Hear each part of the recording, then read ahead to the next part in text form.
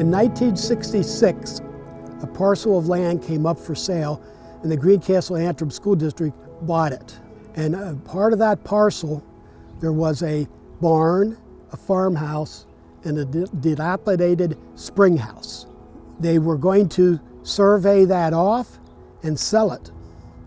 But then Fred Kelly, who was the middle school principal at the time, talked the school board into saving it and developing an outdoor education facility, which they named the Greencastle-Antrim School Farm. In 1970, they had renamed the school farm Tayamentasachta, a Center for Environmental Studies, which is a Native American word that means never-ending waters. And we have found evidence that Native Americans lived here 6,000 years ago. We did archaeological digs here and found Native American artifacts. The farmhouse was built in two parts. In 1820, a log house was built. In 1840, an addition was put on and it was encompassed in brick. And the brick was made right here on site, both for the house and the barn. The barn was built in 1840, burnt down in 1876, was rebuilt. It cost $3,000 to rebuild it. And so the barn is a very unique feature here. Both the house and the barn are on the National Historic Site Register for their significance in early American architecture and heritage. Also, the home, the people that lived in the house, the Stovers, have a lot of historic significance. The spring house was built first in 1820, and they lived in the upstairs of the spring house. And the Stovers had a son, Daniel, who he had over 25 patents to his name, from waffle irons to bicycles to wind machines, and that's part of the reason why the house is on the National Historic Site Register. The walnut plantation, which was originally 1,000 black walnut trees, was planted by students in 1970. The key feature at Tayamentasachta is a chickapin oak tree, which is over 350 years old. So one thing that's amazing about Tayamentasachta is the number of people that have been involved in developing it and improving it and making it an educational facility. So I am a former student, graduated in 2001. I actually just started thinking back to, even my community service was tied to Tayamentasachta. But I have been heavily involved with Carrie because she contacts me and she says, I found some old stuff. And I'm like, I'll be over. And I went over to the farmhouse and found boxes and boxes of beautiful old documents, photographs, and I said, we've got to do something with this. So we started to brainstorm the idea of creating the museum room, and that's what came out of it. Well, one of the pieces that is really important to Greencastle as a community is Old Home Week, triennial celebration that we have. And the school farm is a large part of what we include within our program. And so our community is always involved in some way, shape, or form. So I see this as a continuation for generations. You can probably ask most Greencastle people and they will remember their own time here. They will remember their kids' time here, their parents' time here. It's a generational thing now for many people. I think being an intern at Tayamentasachta really inspired me to want to continue teaching in the environmental field.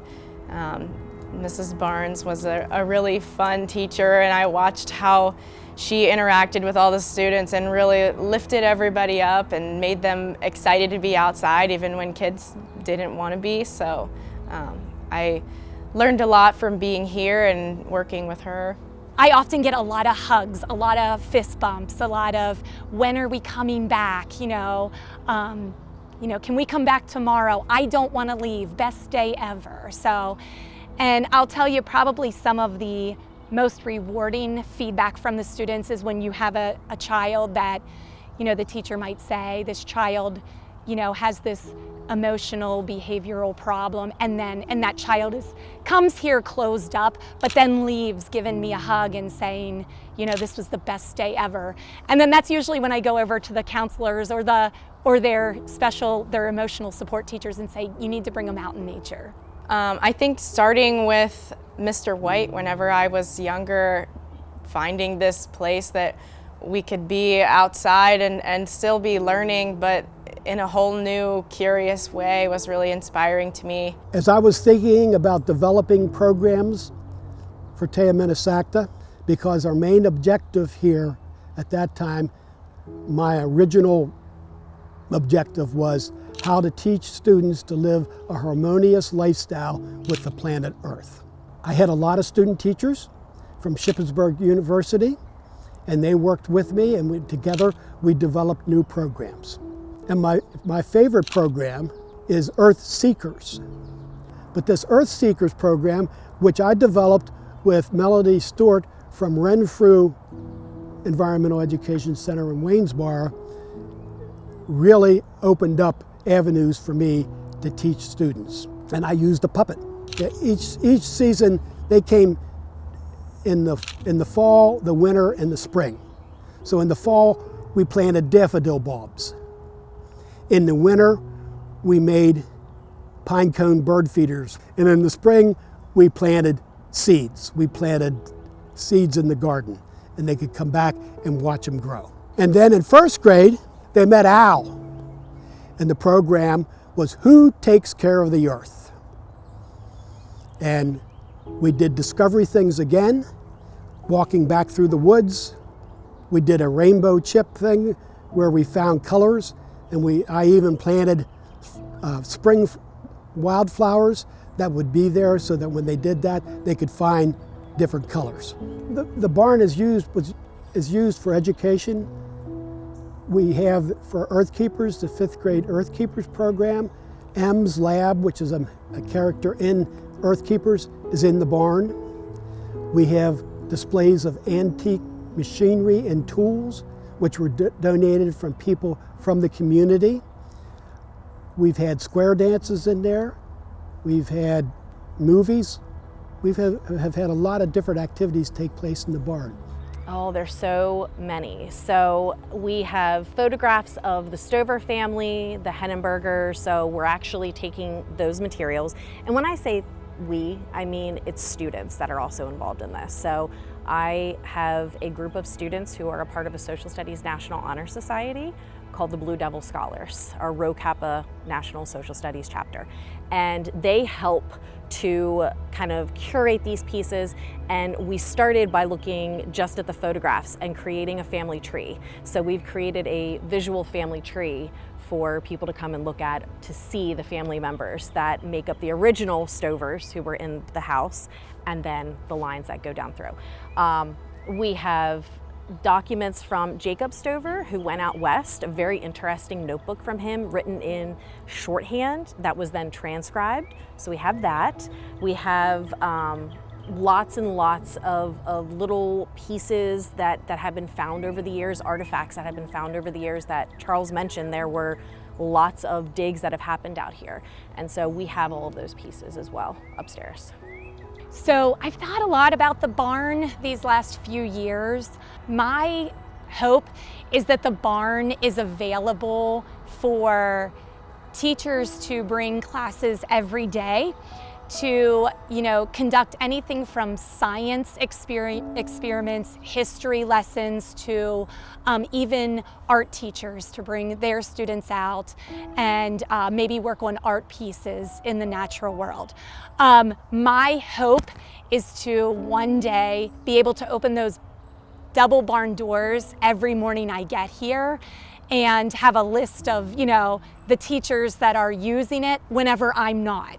But I would love to see the classes coming over with their teachers and using it on a daily basis. I want a revolving door on that barn. And I also would like to see community events to have access to that barn. I want to be able to open it for the Apple Festival like we did in the past, and so that the community can see maybe the antique tool display that's up there. And and to just experience different learning opportunities for themselves in the barn. I had talked to the committee about hosting like maybe various lecture series on, you know, different environmental topics, even like just gardening or how to plant, you know, a native wildlife garden and things like that.